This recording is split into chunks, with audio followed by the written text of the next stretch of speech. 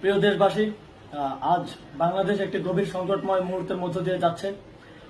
এখন পর্যন্ত আমাদের প্রাপ্ত খবর অনুযায়ী আওয়ামী লীগ, ছাত্রলীগ, যুবলীগের সন্ত্রাসীরা গুলি করে কুপিয়ে প্রায় 30-এর অধিক শিক্ষার ছাত্র জনতাকে হত্যা করেছে এবং দিন শেষ হতে হতে এই সংখ্যাটা কোথায় গিয়ে দাঁড়ায় আমরা জানি না। এরই প্রেক্ষিতে আমরা একটি সিদ্ধান্ত নিয়েছি। আমাদের একটি জরুরি সিদ্ধান্ত মোতাবেক আমাদের যে 6 তারিখের যে লং মার্চ টু ঢাকা কর্মসূচি ছিল সেটিকে আমরা একদিন এগিয়ে নিয়ে এসেছি। অর্থাৎ আগামীকাল 5ই অগস্ট সারা দেশের মুক্তিকামী জনতাকে ঢাকার উদ্দেশ্যে রওনা হওয়ার জন্য আমরা আহ্বান জানাচ্ছি। যারা পারবেন, যাদের পক্ষে সম্ভব হবে, আজ রাতেই আপনারা ঢাকার উদ্দেশ্যে রওনা হয়ে যান।